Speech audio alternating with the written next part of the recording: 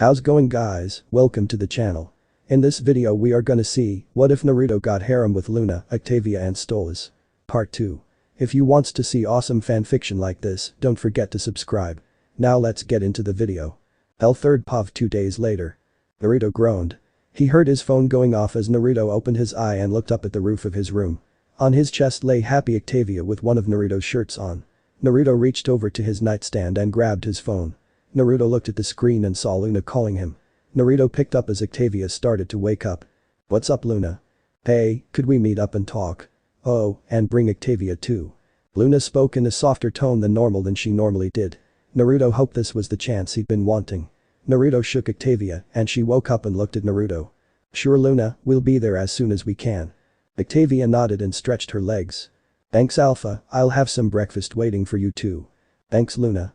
"Okay, I'll see you soon Loona." Loona ended the call and Naruto sighed as Octavia got up and stretched her arms and back. Naruto smiled as he looked at her heart-shaped face as she leaned over and pulled some shorts out of her dresser drawer. Naruto got out of bed, walked to his closet and pulled his white shirt off. Naruto grabbed one of his button-up shirts with a blue vest with a black vest. Then grabbed a pair of black jeans with some socks. "Do you want to take the bike or do you want me to call for the driver?" Naruto looked over his shoulder at Octavia as she pulled on a pair of shirts. "If we all want to go somewhere the car would be the best." Octavia nodded and they quickly got dressed. Naruto grabbed his weapons as they left the room. Naruto rested his arm on his swords as they walked to the front of the house. The car pulled around a second later and they walked down and got into the car. Naruto relaxed into his seat and Octavia sat in his lap as the car pulled off. The male imp in the front spoke up, knowing these two would talk to him respectfully, unlike the lady of the house. "Are we going to miss Loona home again?" Naruto nodded as Octavia leaned into his chest. Naruto wrapped Octavia in his tails to act like a blanket to keep her warm. "Yes, and thanks for the ride as always Spikes." Spike smiled and nodded as he drove out of the estate. Octavia sighed and Naruto stretched his arms out over the top of the back seats. They rode silently and Octavia was back asleep comfy in Naruto's hold. She felt safe in his hold and had seen him fight in the last extermination in person instead of having to see it on the news. Naruto had collectively thrashed over 100 angels and 9 high angels. Naruto had set a bar and seemed unreachable for all the other heirs of their generation. Naruto smirked and closed his eyes as he let his mind wander about the time before this life.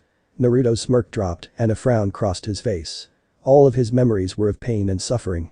He'd been forced to live in a village that didn't care about his life. They smiled as he was beaten, stabbed, starved and attacked by clans. Anger started to radiate from Naruto as he remembered every face of rage as they attacked him. He could only remember 3 people who were ever really nice to him. Only 3 people saw him as a human, not as a demon. But now he was a real demon, loved this life, and would kill them all when he finally got out of hell and back to Konoha. Damn them all. "Gigi, you better not get in my way when I return." Octavia's eyes snapped open when she felt enormous bloodthirst in the air. She looked around, then stopped when she looked up and saw a black aura coming off of the tails wrapped around her. She looked up at his face and saw utter rage on his face. "Naruto, what wrong?" Naruto snapped out of his rage and smiled as he looked down at her. "Sorry I let my mind wander and it went somewhere I don't want it." Octavia frowned, sat up, grabbed his cheeks and rubbed her thumbs over his whiskers. Octavia gave Naruto a gentle smile as he got out from under all his tails and kissed him on the cheek. "It's okay, Naruto. That part of your life is all over and in the past. You have a good life now with those who respect and love you." Naruto nodded and smiled as he wrapped his tails around Octavia again. Octavia cooed as she laid back down into Naruto's chest. Naruto wrapped his arms around her waist. Spikes looked at them in the mirror and smiled. "Ah, to be in love." 30 minutes later. Naruto and Octavia approached the door and heard Loona and Blitz going at it. "I told you I don't want that funker here again Loona." "Funk you. He's my alpha and whether you like it or not, he's coming here. I have to talk to him about making a pact." Naruto and Octavia looked at one another as Blitz yelled again. "What? With who? Who is our business?" Deciding enough is enough. Octavia knocked on the door and the screaming stopped. A second later, the door opened and Naruto laughed as he Loona at the pissed face of Blitz. "Apla."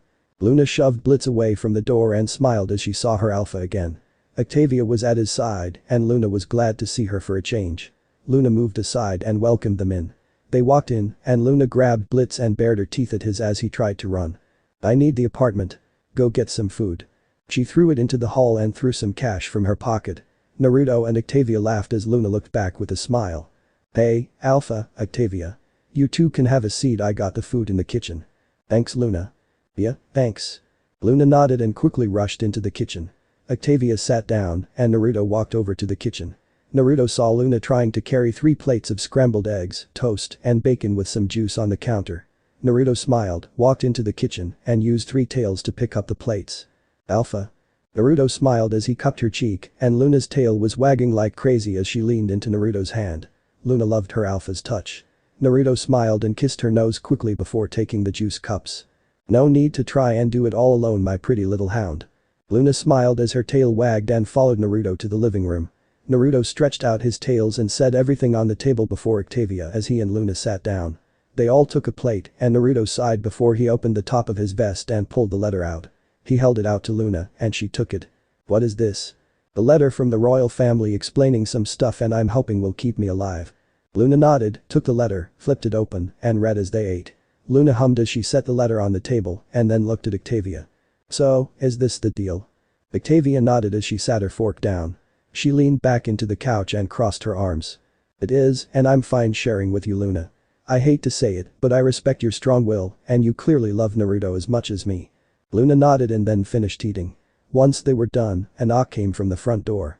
Naruto stood up, walked to the door, and grabbed one of his right-side revolvers. Naruto opened the door and stopped seeing the Princess of Hell herself with her father and mother. Lucifer smiled before he spoke. My boy, it's so good to see you again. I've come to tell you we've found the other 3 candidates, and my daughter, your potential wife, has a gift for you as you are her favorite candidate. Naruto gripped his revolver as he spoke with a smile on his face. Charlie smiled as she pulled a Kage hate out from around her back. It was black and red with 2 deep nicks resembling a blade cut on the left side. It had the kanji for wrath written in red on the front. Naruto froze after seeing it. How the? Charlie smiled as she spoke. I use my family's spy demons to go to your old village and see what the strongest ninja used or wore. We found the Hokage was given this one-of-a-kind hat, so I had this one made. Naruto, who is it? Loona and Octavia walked up behind him. Charlie's smile held, but her eye twitched when Loona rested her head on Naruto's shoulder, showing some teeth. She saw Abyss who wanted to take her alpha away from her. Octavia wrapped her arm around Naruto and knew that this Abyss would jump at any chance to take Naruto away. Lucifer smiled as he pushed Charlie a little closer. Now, my boy. My daughter did her best to have this gift made and I expect to see you wearing it. Or having it when you're walking around like many other Kages do. Now, come on and try it on soon to be Duke of Wrath. Naruto and Loona growled and Octavia's eyes glowed as they all knew this wasn't a request but an order. Naruto growled louder and reached out and took the hat. Naruto put it on. His ears went through 2 holes in the top and the shadow cased over his face made his eye glow brighter and he looked like he was glaring down at Charlie. Charlie, on the other hand, liked the look in Naruto's eyes. His eyes and the way he stood looking down at her. Well, thanks, my boy. Oh, I also got you a gift as I've been very impressed with your skills. Lucifer pulled out a crimson book with a black fox head. This was Kurama's grimoire. With this, you can start to train in all his powers and his fighting styles. You can also return to your home if you so choose. Naruto's eyes flashed blue briefly and Lucifer filed that away. Seems there is still some human in him. That may be useful. Naruto smiled as he opened the cover and saw the words were written in a much older demon script. Naruto could read a few parts here and there. Naruto smiled and hummed before he closed the book with a dark smile, his red eyes back and glowing even brighter now. I'm going to murder those funking fools. Power flowed off him and his girls and Charlie felt a shiver go up their spines as they felt the waves of power. All of them were turned on as they looked at him. Lucifer and Lilith were both impressed with the rage and power coming from the boy.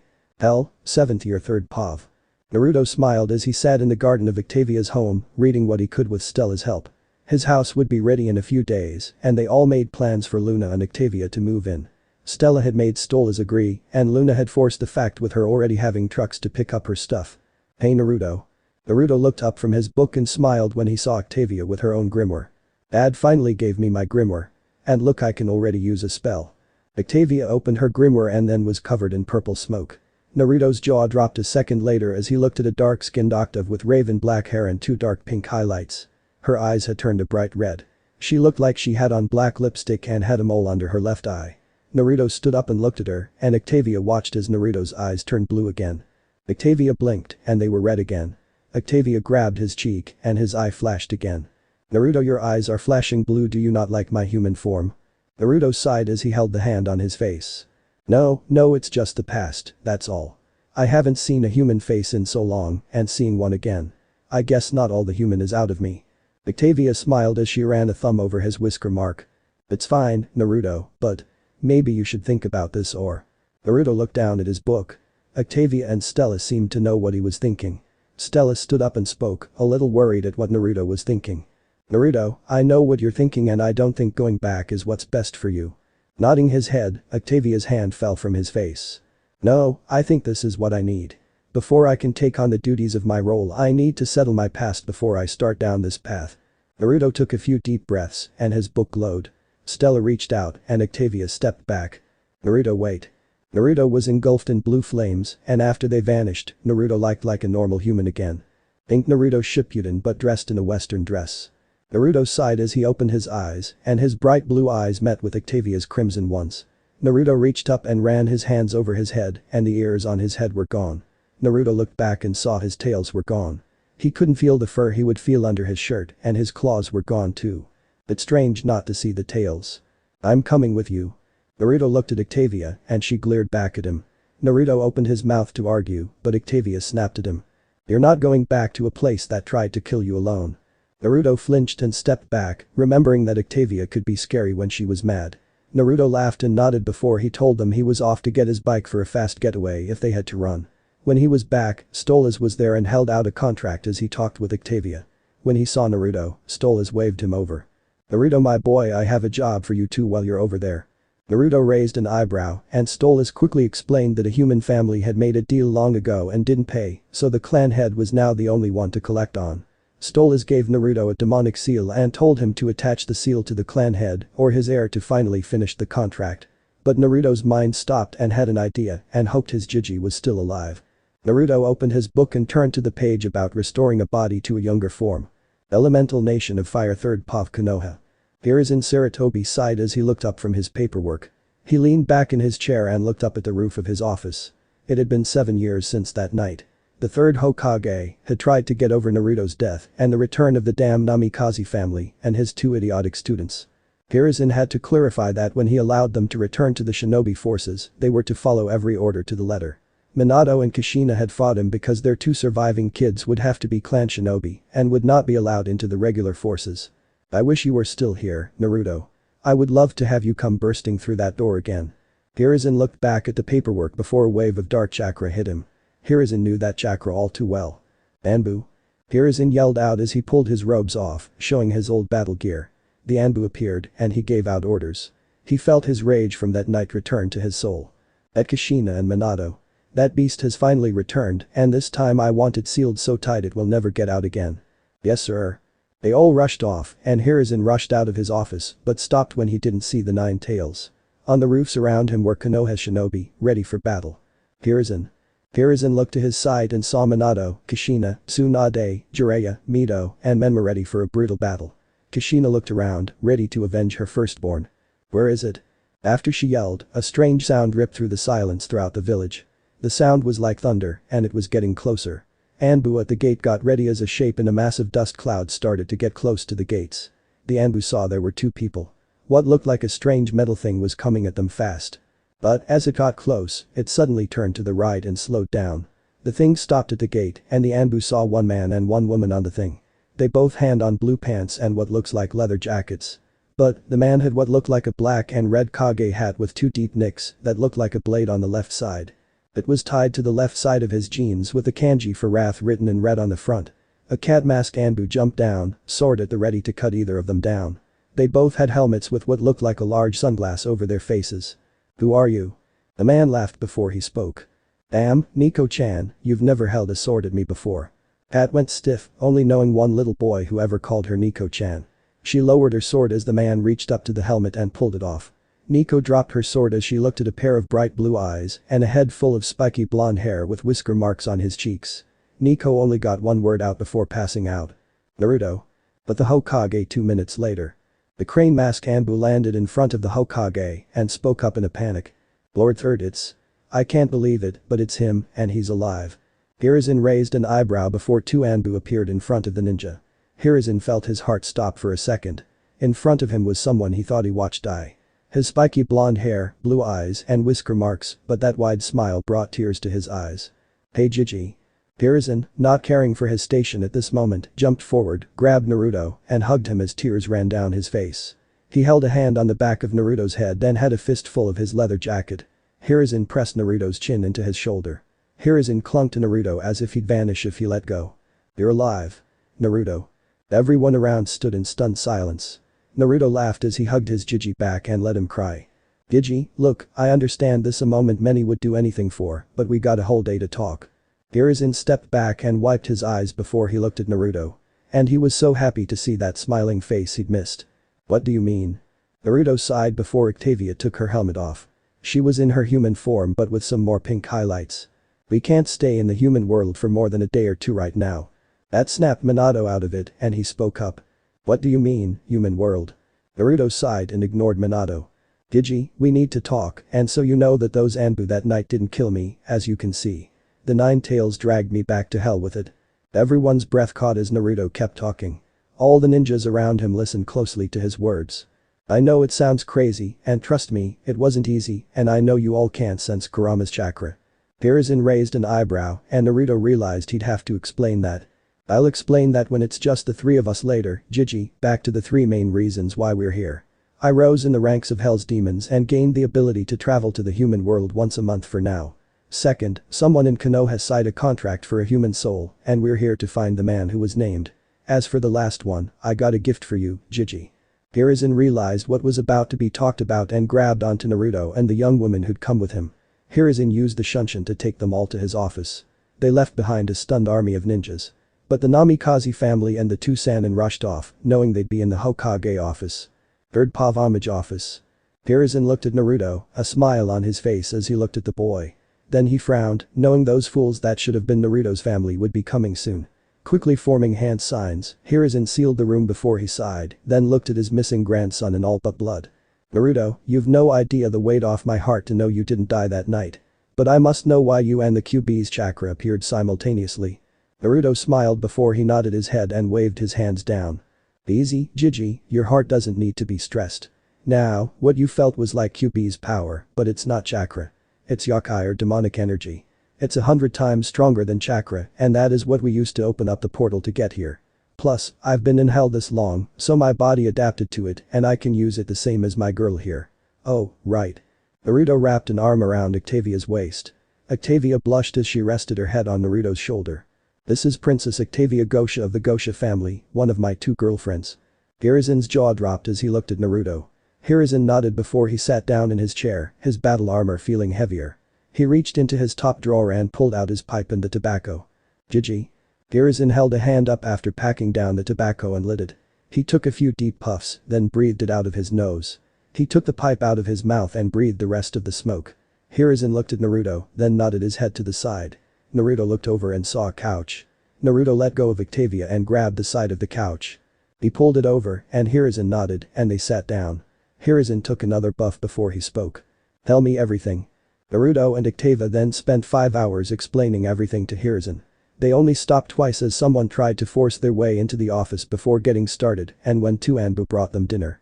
Naruto smiled, seeing the extra-large bowl of miso ramen from Ichiraku Ramen. Once it was all said and done, Hiruzen sat back in his chair and looked at Naruto. His second girlfriend, Octavia, was asleep with her head on his lap and he'd covered her with his jacket. Hiruzen set his pipe down and looked at Naruto, the orange glow of the light filling the room. Naruto smiled as he rested a hand on Octavia's shoulder. Hiruzen sighed, getting Naruto's attention as he stood up. I'll have this motorcycle brought to my clan's compound. I have a few guest rooms ready and seeing as you are already physical with her, you two will stay in the same room. Naruto nodded and picked Octavia up and she groaned before she grabbed onto her shirt. Naruto smiled as he looked down at her sleeping face. Hiruzen unsealed the room and they walked out into the hall, but Naruto stopped when he saw two heads full of red hair. They were both female, but the older one looked overjoyed to see him. The younger one looked at him with some wonder and seemed to have her guard down. Two blondes looked like him, but the younger one had red ends like Naruto did in his demon form. Naruto really looked at the older blonde and couldn't help but see an older version of himself. Behind them were two other people. The much older man with long white hair was dressed like a hermit and a woman Naruto could tell was hiding her age or form, given the energy coming off her. Naruto grabbed Octavia a little tighter and dropped into a slightly lower stand. He could get a powerful kick in if he had to. I thought ANBU told you to leave this tower. Naruto looked at his Jiji out of the corner of his eye and then back to this ninja. Naruto readied for a fight. Jiji, is this killer cripple if they get close? The older blonde took taken aback and the older red looked hurt. The two teens looked shocked and the two in the back looked ready to jump in. Hiruzen smirked as he looked at Naruto from the corner of his eyes. As much as I'd like to let you tear them apart, this isn't the time, Naruto. Let's head off to my clan compound. You're free to deal with these people as you see fit when your hands are free. Hiruzen put a hand on Naruto's shoulder and they vanished, leaving a saddened family and godparents behind. Minato clenched his fist as he looked where the son they thought was dead stood a second ago. That son looked at his family like possible enemies. He may not have known he was looking at his family, but it still hurt. But what hurt more was that he'd asked if he could kill them if he had to. Minato looked at his wife and saw tears in her eyes as she looked at where their lost son stood. Minato least head home for now. We'll head to Sensei's house first thing tomorrow morning. I'll also summon Ma and Pa. This may be the chance we need to finally fix everything. Minato looked at his teacher and nodded, seeing his point. Kushina, for her part, wanted her son to come home with her and she wanted to know who that girl was. At the Sarutobi clan compound. Hiruzen, Naruto, and Octavia appeared in front of the compound. Hiruzen smiled as he led the way. They quickly made their way to the guest room and Naruto put Octavia to bed. Once she was in bed, Naruto walked out of the room and back to the living room when he saw Hiruzen and his wife, Bawako, at his side. She smiled at Naruto and he remembered her giving him so clothes and a little cash every so often. Okay, I guess one more is okay. Naruto smiled before he looked at them. Hey, you two, sorry if this leaves you a little shocked. They looked at Naruto for a second before Naruto slammed a hand into both of their stomachs and bright blue flames engulfed the both of them. Naruto pulled his hands back and smiled when he felt the two chakra energy suddenly spiking. The clan's ninja came through the front door a few seconds later as the flames burnt out. Naruto smiled as he looked at the couple in front of him. Standing there in their late 20s again was Hiruzen and Bawako Sarutobi. Mom, Dad. Hiruzen looked down at his hands to see how burned he was and saw they were no longer a pale shade of his skin tone. Then he reached up to his face and touched his face. The wrinkles were gone and he felt the smooth soft skin. Then he looked at his wife and saw she looked just like before their wedding day. Hiruzen then looked back, smiling as he spun a knife Hiruzen hadn't known he had. Digi, I told you I had a gift for you. All the ninjas looked at Naruto, wondering how he could do something like this. In hell, there is a way to restore a body to return to its prime. That was my gift to you and your wife. You've spent your life protecting this village and your family with all the strength and willpower you had. You've seen it through 3 wars and sufferings. You saw its joys and were lucky enough to watch your family grow. Then you and your wife showed a little boy who had nobody what it felt like to have a family. This is my way of giving back to you, Jiji. Leave the office of Hokage to another and live out this new life by making more joyful memories. Hiruzen Sarutobi, 3rd Hokage, the professor and most honored shinobi no Kami. The only man I'd acknowledge as a true shinobi. Hiruzen and all the other ninjas looked at Naruto as he grabbed the knife's handle. He spun the knife one last time and the knife vanished. The ninja didn't see the small seal on the side of the glove. Naruto turned around and waved as he started back down the hall. I'm going to bed, Jiji. Don't have too much fun now that you two are young again. Naruto stopped and looked over his shoulder with an evil smile Hiruzen knew too well. Or are you still going to read that orange book you like to keep on you? Naruto laughed when his Jiji yelled in pain as his wife screamed and punched him. Naruto rushed off laughing as he listened to the calls for help and the sounds of fists and feet landing on flesh and armor. Naruto laughed more as he opened the door and stopped seeing Octavia standing at the window. She stripped and was in her shirt and a pair of shorts. Octavia smiled as she looked back as Naruto closed and locked the door. It's a beautiful night.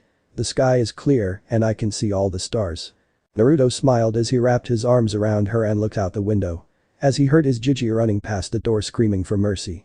Naruto and Octavia laughed as they heard Bawako come running, screaming to get back here.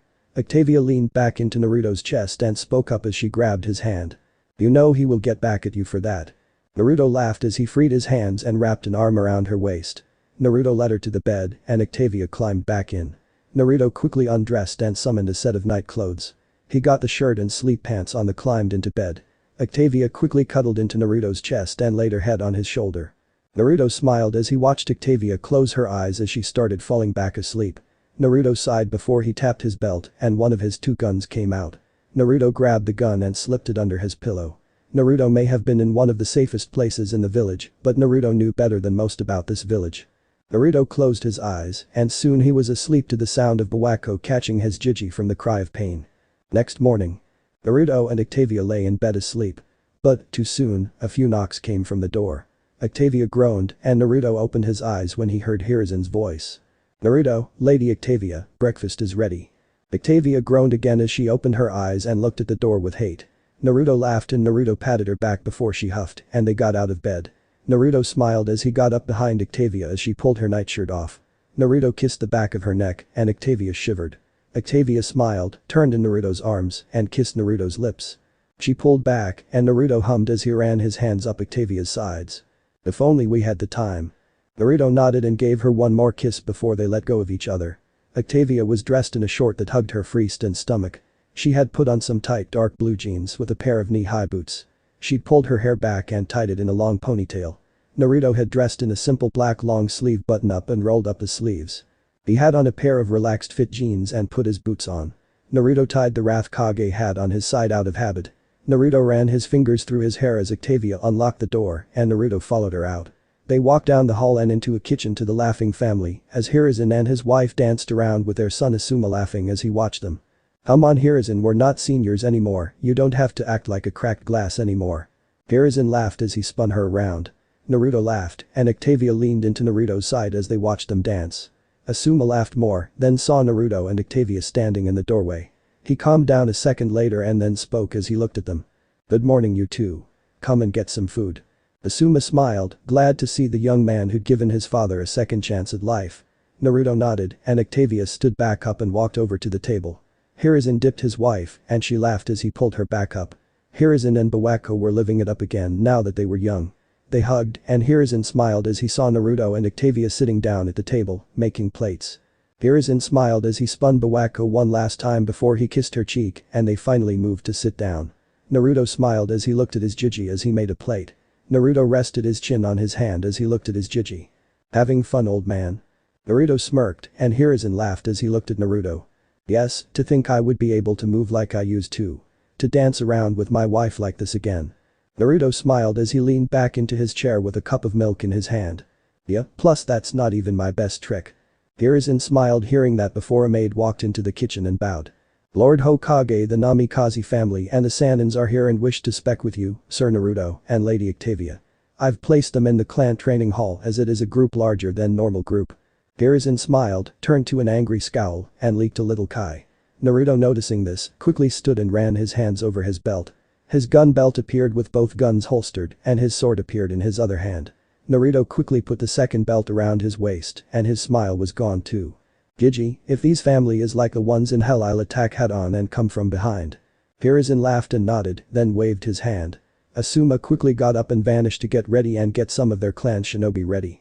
Naruto looked down at Octavia as Bawako was speaking to her. "If something happens don't worry, our clan will defend you two to death if need be." Octavia smiled, knowing she could handle herself, but was glad not all humans weren't fools. Soon, Hiruzen, Naruto, and Octavia all walked to the training hall. Hiruzen used a henge to make himself look old, not wanting to let them know of Naruto's powers. Hiruzen opened the door and they walked in to see the group sitting on the edge of the wooden ring around the dirt ring. Naruto and Octavia sat down as far as they could. Naruto had a gun out and spun it on his finger as he stood ready to fight. Octavia happily sat on Naruto's lap and had two knives strapped to her thigh. Naruto also noticed the shinobi were all looking right at him and Octavia. Hiruzen cleared his throat, getting the attention of the people he hated. "So what do you want?" Minato spoke for the group hoping this would stay civil. So, deciding not to go directly to the topic of Naruto and that young woman. "Well, we'd like to know what Naruto meant about being dragged to hell by the Nine Tails." Naruto narrowed his eyes and Octavia grabbed his hand when he pulled the hammer back with his thumb. Octavia took the gun away and sat it down on her lap. Octavia wanted to know what these humans wanted from her Naruto. Minato noticed how fast she took that metal item and guessed it was a weapon. Naruto sighed as he wrapped his arms around Octavia's stomach and leaned back and relaxed his back on the wall. Naruto spoke in a slow and annoyed voice. "Kurama used the last of his soul to take me there after the ninja. Without his power, he was breaking parts of his own soul off to heal and maintain my body due to the fact I was near starved all the time. Restaurants and stores wouldn't sell me food and healed me after I was attacked. I was stabbed, sliced, beaten, and used for funking jutsu practice." Minato raised his hand as if trying to protect himself from something. He wasn't ready for the rage that came from Naruto or the hate in his eyes. At his side, Kushina looked away, not able to look her son in his eyes. Mito and Menma were angry not at Naruto, but at what he'd been forced to become. They'd been told their brother was dead, and now here he sat. He sat away from his family with a woman on his lap with weapons ready to attack them. They hated the fact they couldn't be mad at him for doing what he had to live. Jiraiya and Tsunade looked at the young man, both upset with the rage that filled the boy's voice. They'd hoped this would go so differently. Kushina clenched her fist and spoke, wanting to know what he would do if he knew he had a family. What would you do if you had a family? Would you be willing to listen to the reasons they may have left you? Naruto and Octavia narrowed their eyes, both seeing right through this question. Naruto decided to stab and twist the knife spoke. I'd deal out all the damage I've endured to my parents. Kill anyone who tried to help them and give any sibling I may have a quick and painless death. Kushina grew pale with each word. Her son hated her so much that he wanted her to endure the same pain. Minato shivered, realizing that their mistake had made a monster. Mito and Menma felt cold as they looked at their brother. Jiraiya and Tsunade stood up, ready to attack, but Hiruzen stood and glared at them with a power they'd not seen in years. They all stopped when they heard laughing. They all looked at Naruto as Octavia gave back his gun and holstered it as they stood. Naruto dusted himself off before smiling at the people in the room. But, Gigi told me they died fighting Kurama, so that bit of nasty business won't come to pass. But, now that this is done I have a soul to collect and get back to hell tomorrow. As the new Duke of Wrath, I'll have to handle the business of reforming the demon army of Wrath and get them set up with arms and homes. Naruto wait. Naruto stopped and looked back at his Gigi. Minato saw this and knew Hiruzen was the key to getting Naruto to listen. If you mean what I think you do by collect then you will wait for me outside the door. Naruto growled and nodded before he spoke. Okay Gigi, but if I don't get that soul my own will be attacked and controlled if I come back without it. I like being able to think and move of my own free will Gigi. Hiruzen frowned upon hearing that. But Octavia smirked and spoke up. Naruto you can relax, it's not like you're going to kill the guy. You just have to place the sigil and that's it. He'll live his life then his soul will be pulled down to hell. Naruto snorted as he opened the door. Octavia, you don't know this place. There are very few people here. I mean who sells their soul and the souls of their clan to make their funking bloodline stronger. Who in their right mind would want to do that to their eyes anyway? Naruto and Octavia walked out into the hall, leaving the shocked Shinboy behind. They knew this meant the Uchiha Hyuga made a deal with demons for power. Hiruzen sighed, then let his kai flare as he glared at Minato and Kushina. This is an order. You will stay away from him and not come near unless I call for you. Kushina glared, and her own kai flared. You can do that. Hiruzen, not caring, dropped his hinge, shocking everyone as he yelled, his kai reaching levels it hadn't in decades. Tsunade and Jiraiya were shocked to see his young body again. That boy is lost, you give up. Hiruzen walked to the door and slammed it shut, leaving the shocked family behind. 2 hours later. Naruto, Octavia and Hiruzen stood outside the Uchiha compound with a unit of ANBU at their backs. Naruto had shown the contract to his Gigi and Hiruzen. Not wanting to lose, the whole clan marched into the Uchiha compound. They marched up to the house, and Hiruzen was met with the wife of the current clan heads. Mikoto Uchiha and the woman looked scared as Hiruzen stopped in front of her. Mikoto get Fugaku, this is business that threats the Uchiha as a whole. Mikoto nodded and quickly rushed off into the house. A few seconds later, Fugaku rushed back out with Mikoto and their 2 sons behind them. Sasuke Uchiha and Itachi Uchiha. Naruto sighed and pulled the sigil and contract out of his pocket. Naruto walked up with Octavia at his side. The 2 elder Uchiha quickly recognized the blonde. Gigi can explain in more detail later, but you need to read this now, then I need to do. Fugaku looked at Naruto, then grabbed the contract and opened it. Fugaku started to read, and as he did, Naruto noticed the younger teen son looking at Octavia's chest. Naruto stepped in front of Octavia, and Sasuke looked Naruto in the eye with a scowl. Fugaku looked up, pale-faced, as Naruto spoke. Look at my girl's chest again and I'll introduce you to the pavement real quickly. Sasuke scoffed and Naruto rested a hand on his belt and just like he expected, Sasuke threw a punch a second later. Naruto caught the punch and then pulled down on Sasuke's arm. Naruto threw his knee up into Sasuke's jaws and his head flew back. Naruto pulled his arm as blood ran out of the corner of his mouth. Naruto kicked Sasuke's stomach and sent him flying back. Sasuke skipped across the road before he face-planed the street.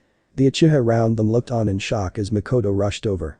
Not caring, Naruto grabbed Fugaku's collar and pulled him close, his face still pale. Listen now, you know what your father did. Now, I can put the sigil on you only, or I can sigil one of your sons to pay the price.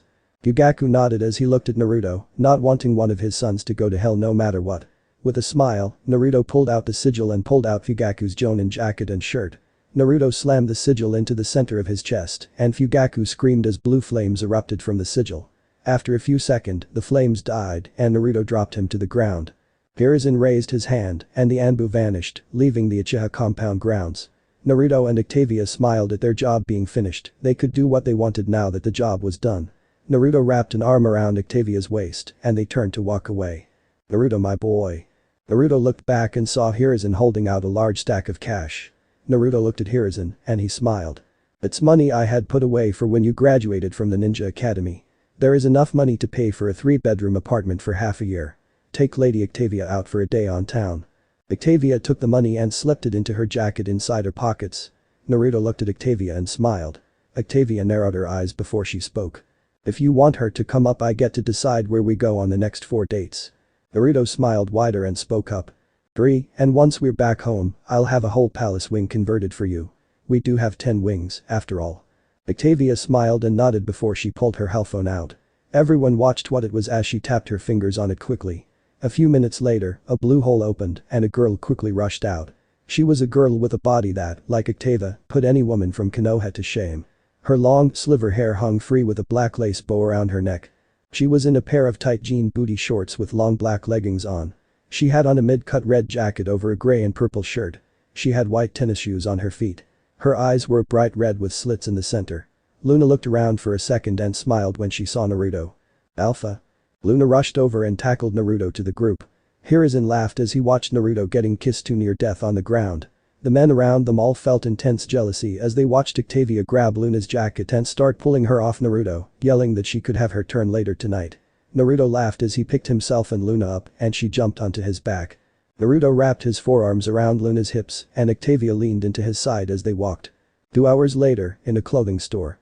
Loona and Octavia were having a fun time trying these kimonos and some ninja-style battle kimonos. Loona, for her part, loved a short thigh kimono with a black sash that showed her hips off and she could leave just open enough to show off for Naruto. Octavia, for her part, fell in love with a kimono that showed the night sky with a light blue sash. She also left her kimono top open to show some skin off to Naruto. They'd bought them and Octavia had the head of the shop help her pin her hair up. Loona left her legging on and bought a pair of sandals to walk around the village in. They walked back out onto the street. Naruto smiled as Loona held Naruto's right arm to her chest and Octavia held Naruto's left hand. "How many are still following us?" Naruto hummed before he spoke. "I'd say there are 20 on the roofs and a few plain clothes following on the ground. But the old guy from this morning is trying to keep about 15 feet behind us." Loona looked at Naruto out of the corner of her eye at Naruto. She leaned her head on Naruto's shoulder and spoke quietly. "The guy from the meeting you told me about.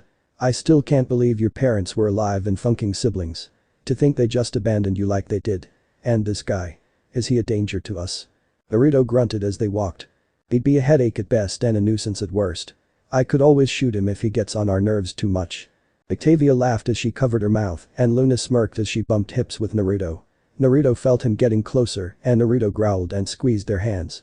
"Meet me at the Hokage Tower in the center of the village." They led him and they kept walking to the tower and Naruto turned around.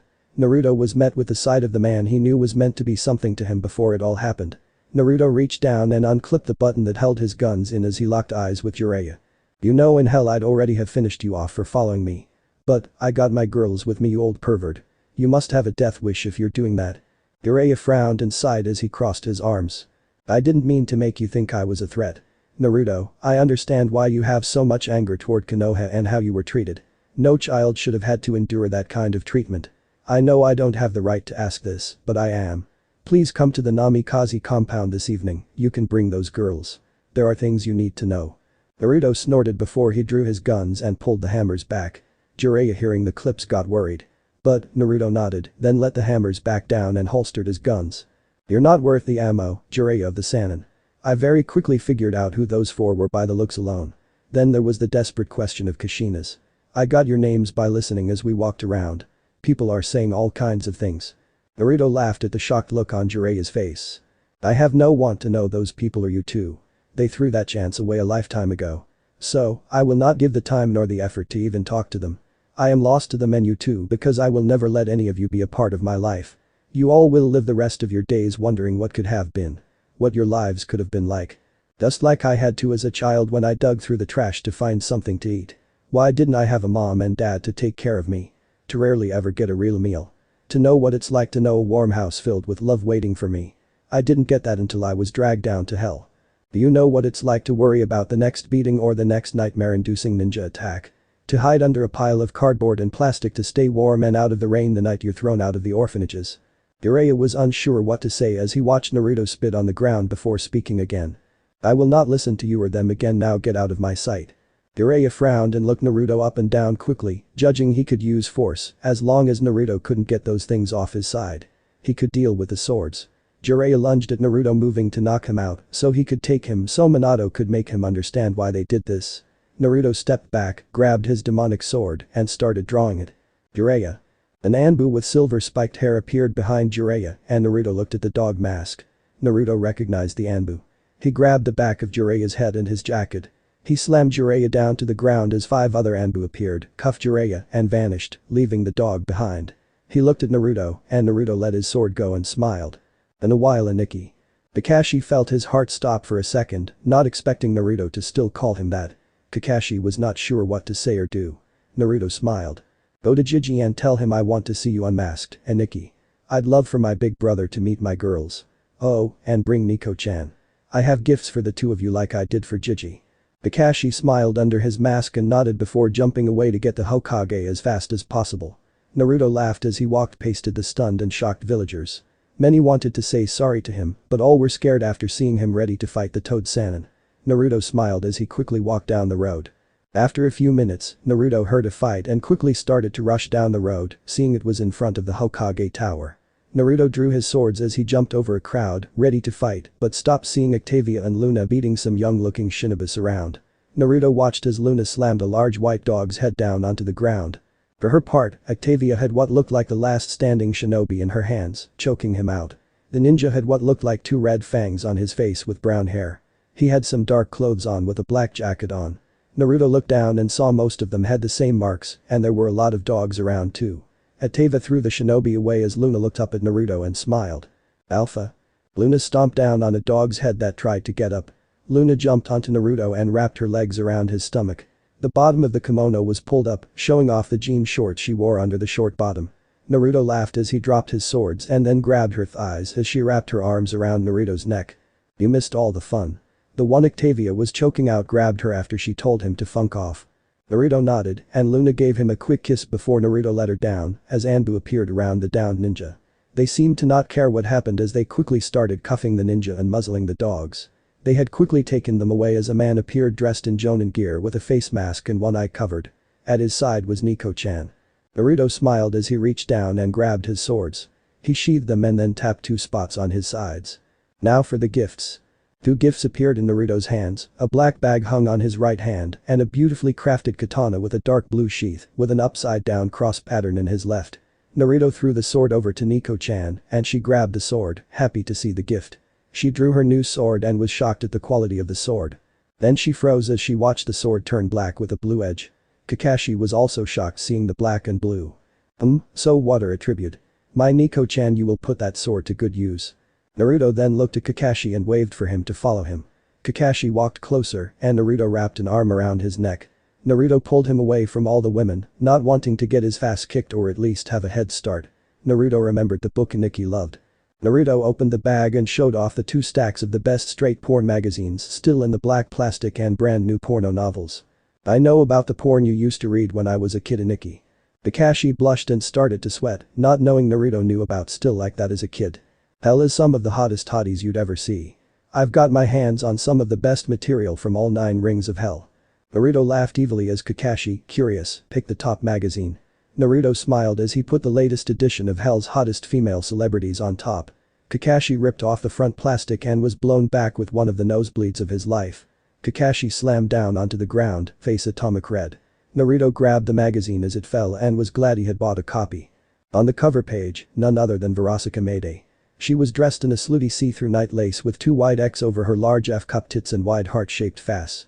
She had a sting-thin thong with a white wings heart tattoo above her covered folds. Her tail was wrapped around a pole, and her wings and legs spread as she looked at the camera while biting her lower lip. Damn, that is one hot succubus. Maybe I should try and meet her. Naruto saw a large shadow beside him and looked behind him.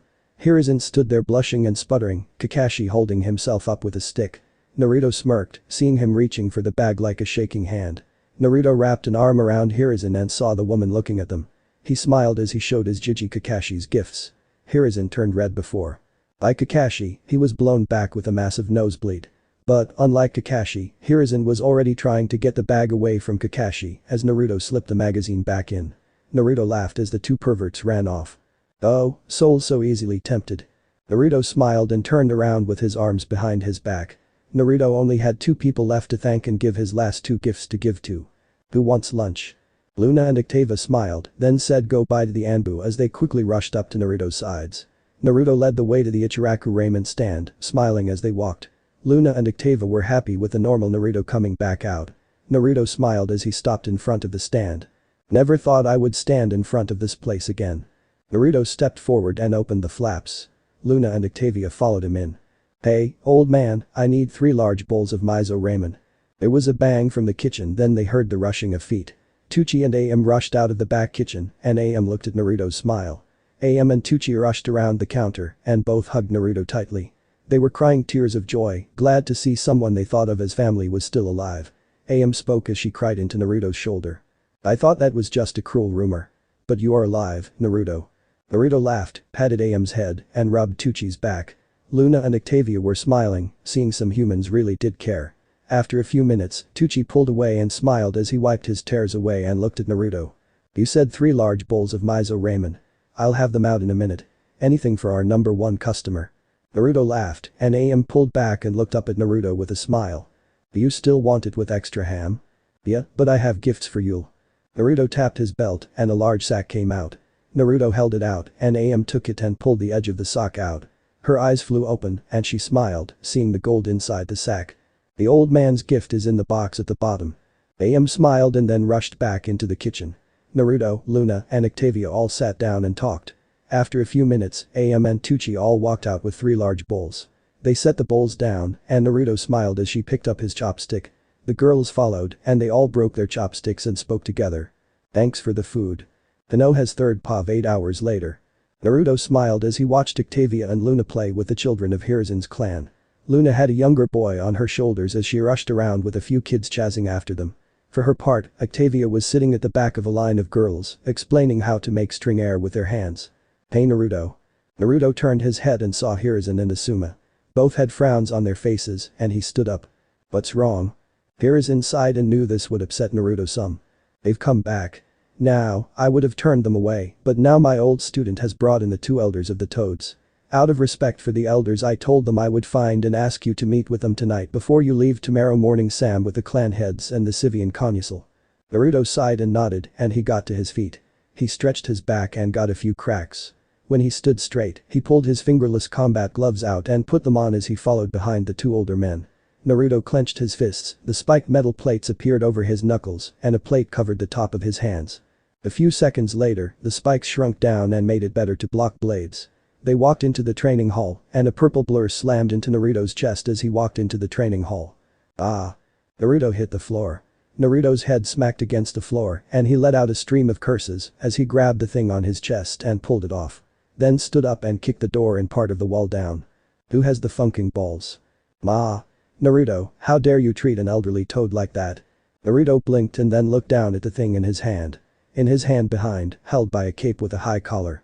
Naruto saw a toad and from the sound of the voice, he had to believe it was female. He blinked before kneeling and set the toad on her feet. He laughed when his Jiji's kai and he dared not look at him. He instead looked at the somewhat crying old toad. I'll fix this tonight and I'll use the rest of the cash to get the stuff needed. We have the wood so save the money and so you know I'll be teaching you some proper manners later tonight. My skill with a bow staff is one thing that never got rusty with age. Naruto gulped as he looked away from the toad. All that aside, this is the boy you all abandoned. This is Naruto boy. Naruto looked over to the other people in the room and saw an old male toad sitting on another toad with a chair strapped to its back. This toad was green and had some gray head on his head with a gray beard on his chin. He smiled before he hopped off the other toad and then landed in front of Naruto. He looked Naruto up and down as he stood up. I looked at you. I have to say by the look and feel of your yukai I believe Lord Third called it. You're by far the strongest youngster I've seen in the last 100 years or so. Naruto huffed and crossed his arms. Well thanks but sir why are you here? If you're trying to get me to talk to that bastard and his whore you can forget it. I've made my stance more than clear and will not say it nicely again. They're lucky I'm not following the plan I first had for them. Everyone was shocked at the total lack of respect this time. Before, Naruto was at least civil with them, but it seems he is done with that now.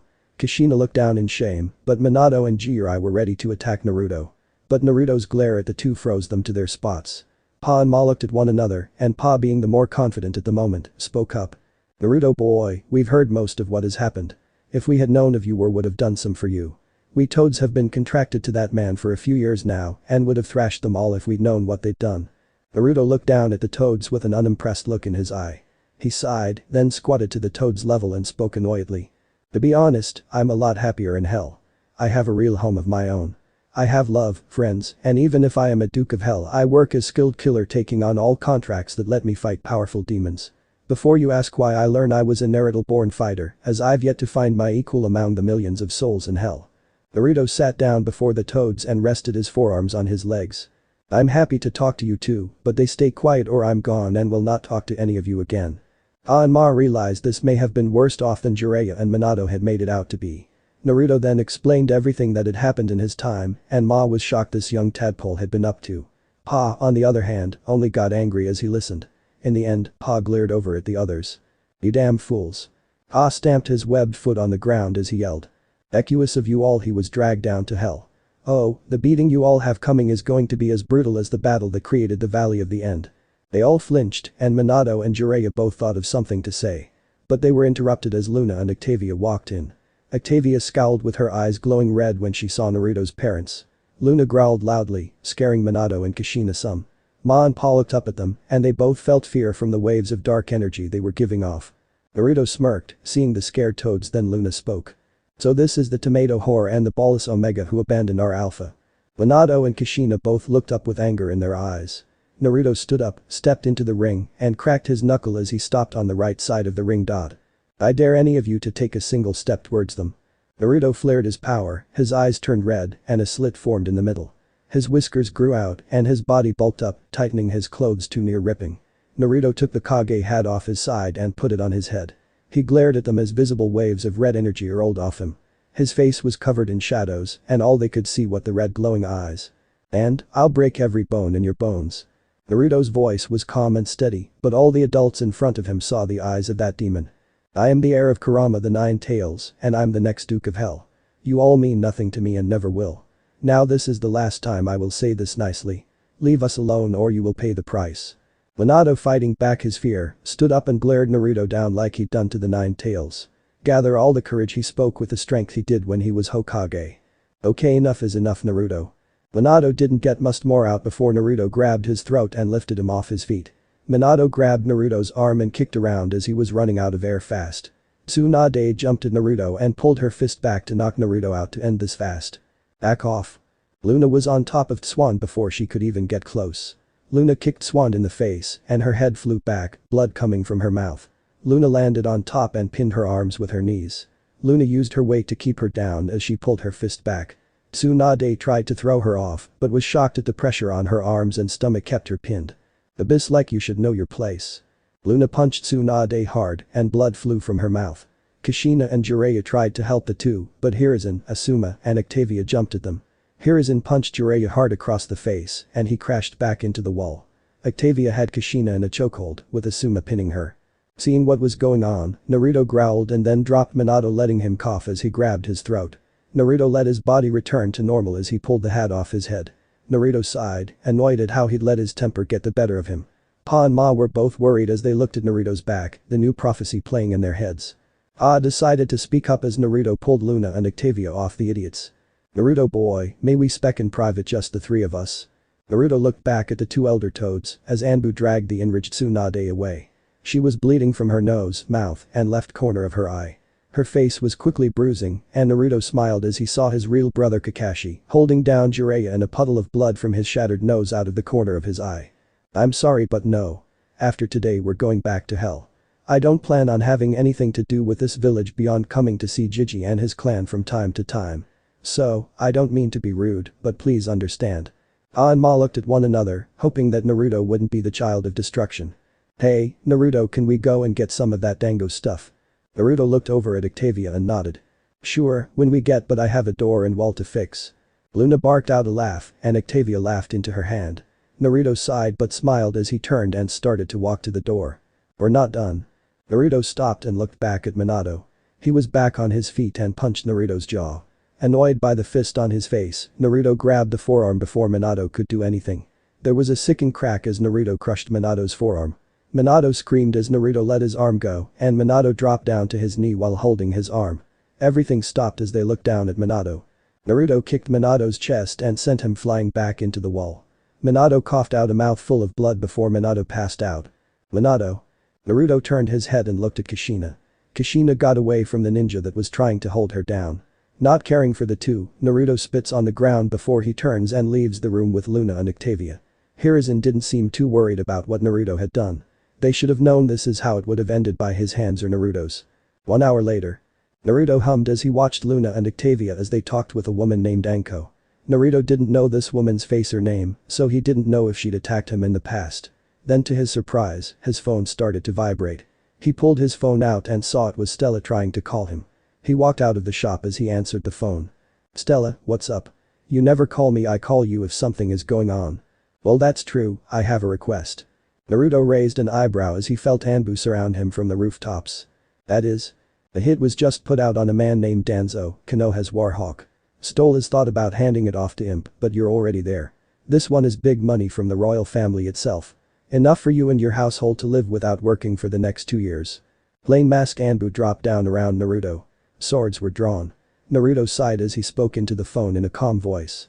"Seems like he's already playing by hell's rules. I'll have his head in a few. Then, when you get back, you and I are going to have a talk."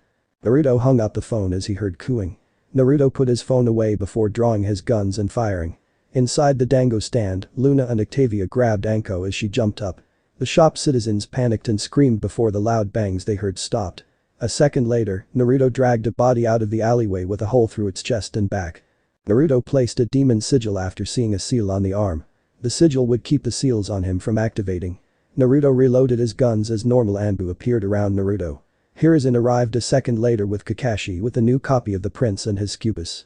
Naruto laughed, seeing his older brother as he was reading the book. "Naruto." Naruto looked at Hiruzen as he holstered his gun while thinking fast. They were talking about a Danzo-sama. Some about using the strength I gained in hell to father the glory of Konoha. Naruto watched his Aniki snap his book shut.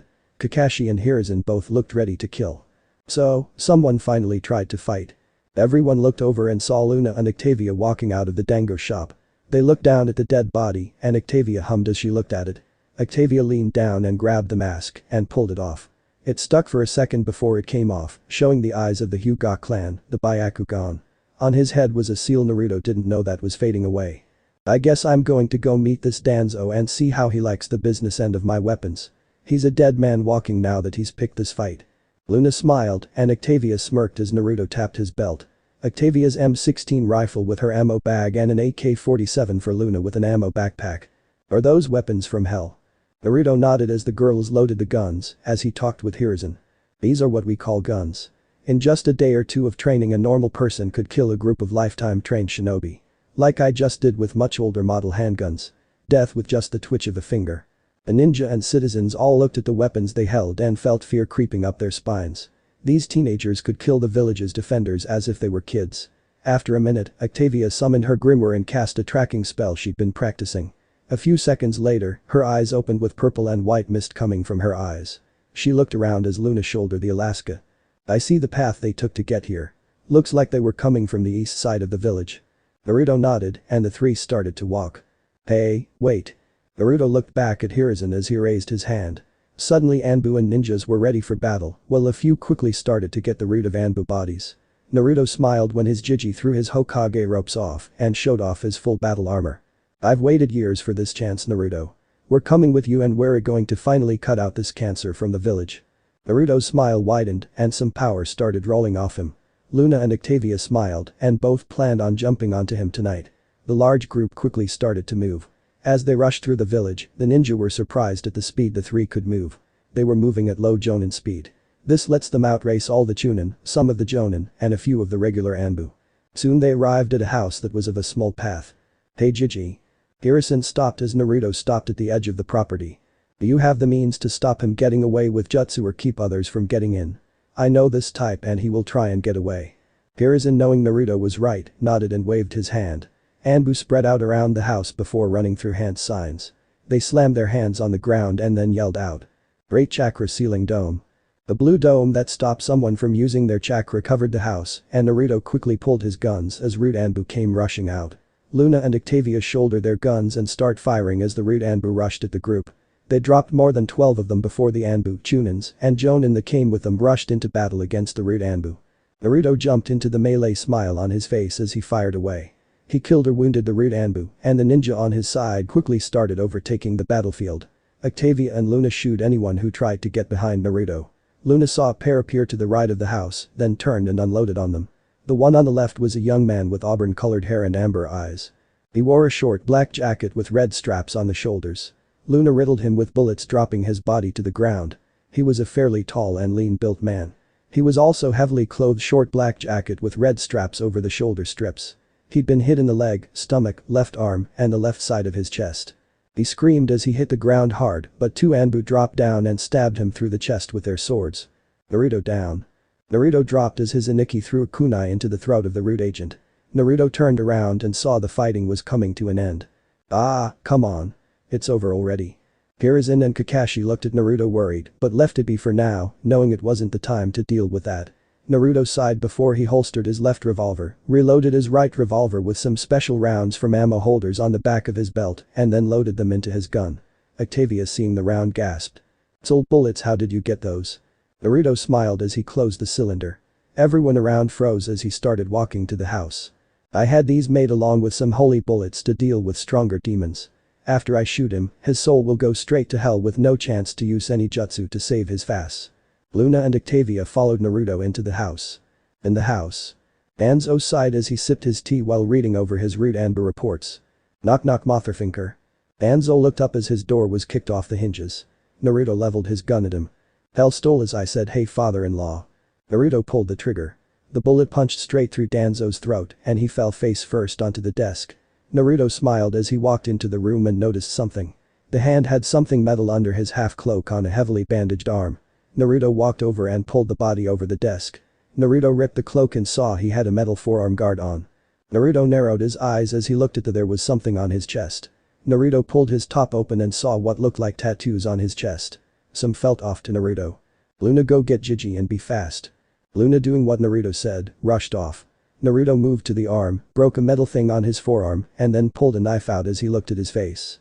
Naruto grabbed the bandages and spilled the knife under the bandages. Naruto looked as before he looked back down and cut the bandages. Naruto frowned when we saw Sharingan in his eyes.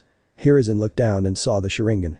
Rage started filling him, but he stopped as he watched Naruto pull his hellphone out. Naruto took a picture showing the huge hole in Danzo's throat as proof he killed him. Naruto sent the picture and a message to Stella to hold on to the money at the palace. Naruto smiled at the confirmation. "Hey, over here." Octavia held up some papers and Hiruzen looked up from Danzo's body, walked over, and took the reports. As Naruto stood up, he picked up on that sweet scent.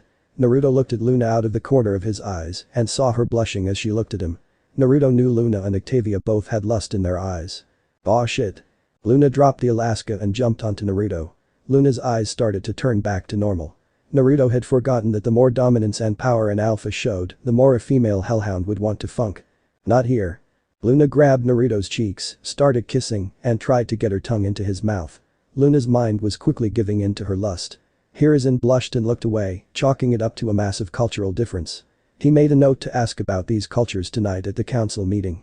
Octavia frowned as she watched Loona dry humping Naruto before the village leader. Loona jumped on him in private, not in front of the Hokage. Loona broke the kiss and looked up at Octavia, a glare on her face. "Like you're not hot after seeing him destroy all those motherfinker." Octavia looked away, blushing, and Hiruzen realized hell must have a battle-centralized culture. Naruto wrapped an arm around Loona's waist and sat up and rubbed the back of his head, Loona leaning into his chest. "Sorry about that, Gigi." Loona nipped at Naruto's chin, and Naruto quickly realized this would have to be dealt with soon. Loona was irritated at Naruto for not giving her the attention she wanted. Loona figured she'd have to wait for them to be alone for her to get funked and hated it. Why don't you three go back to the compound?" They all looked at Hiruzen as other ninjas who'd been waiting walked in, hearing their leader. Loona, seeing her chance, grabbed Naruto's collar and barked out a yell at Octavia as she pulled Naruto. "That you fast-moving, Octavia." Octavia followed them out, and Hiruzen, Kakashi, and the male ninja all felt jealous as they heard Loona saying she gets to go first. 2 hours later. Naruto was laying in bed with Loona, happy, sleeping on his chest, with a happy Octavia asleep at his side. But Naruto sighed as he looked over at the clock on the wall. Naruto, knowing his Jiji would come sooner or later, held Loona to his chest when turned. Loona and Octavia groaned but stayed sleeping. Naruto looked at them in their human form and smiled. Naruto, like these, formed but loved their true selves more. Naruto got out of bed and dressed quickly before using a demonic seal to block this room off from anyone who didn't have demon blood. Once he was done, he left the room and stopped when he saw his Jiji with his son standing there. They both had flushed faces, and Asuma cleared his throat. Hiruzen nodded and spoke like you were talking to his own son. Naruto, my boy. While we're all happy for you, maybe ask Lady Octavia to not scream so loud. Naruto blushed and laughed as he rubbed the back of his head. Yeah, sorry about that, Jiji, Asuma. Octavia, Loona, and I kind of got carried away. But at least we won't have any little me's running around for a while. Thanks Satan for condoms. They looked at Naruto and realized that they might not have those here. Naruto, growing redder, looked away while waving a hand. We can talk about that later. All you need to know is it's something that is used to stop STDs and has a 98% chance of stopping a pregnancy from happening. Asuma coughed and looked away before he spoke up. You well. The meeting starts in an hour, so can you please wake them up? Naruto smirked, and the father and son looked at one another. Naruto yelled as he cracked the door open. Damn Jiji, Asuma, you two want me to meet with that heiress? 2 crashes came from the room a second later, and Loona ripped the door open with the Alaska in one hand and a blanket to her chest in the other. Where is that whore? Naruto laughed as Asuma ran away, fear of a pissed-off woman with his father closes behind. Naruto laughed as Loona screamed and yelled as Octavia rushed out dressed in the button-up Naruto had been wearing not too long ago. She had her M16, ready to kill the bis who wanted her man. Naruto told them they could kill him later, and they had a meeting to get ready, not wanting his fun to end too soon. Soon they were all dressed and in the kitchen, and Naruto laughed as Octavia and Loona glared at Hiruzen. He hid behind his wife, scared of the 2 female demons' fury. Asuma had run the second the 2 fear in his eyes. Loona growled as she stood up. When are we going to these council meeting? And do we get to kill the funkers who made our alpha's childhood hell? Naruto laughed louder and couldn't wait for the meeting. Hiruzen laughed as he held onto his wife's shoulders. We can go now if you'd like. The clan heads and their heirs should be there at least. Loona and Octavia smiled, knowing that these people could have helped their Naruto but didn't. They were the people who could have helped stop the pain Naruto had to endure but did nothing for him. Naruto, do we have more ammo? Naruto nodded as he looked at Loona. Not for your Alaska, Loona, you peered through most of it earlier. Loona huffed, annoyed at that but nodded and waved her hand. Naruto sighed and tapped his belt seal. He thought he was safe for the moment. Okay, you 3 follow me. Hiruzen very quickly rushed off, not wanting their fury back on him. As they walked, Naruto noticed a head of pink hair following the emo he'd kicked the funk out of yesterday ahead of them. The 3 smiled, knowing the fun they were going to have.